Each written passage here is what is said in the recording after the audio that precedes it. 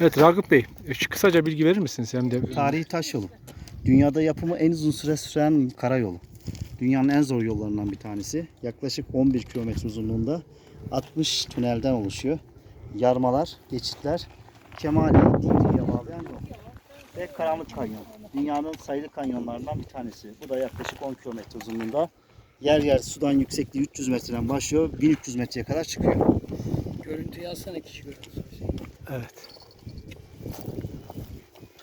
Şu anda akşam güneşinin batışını izleyeceğiz. Bugün faaliyetin son günü. Yarın sabah dönüyoruz.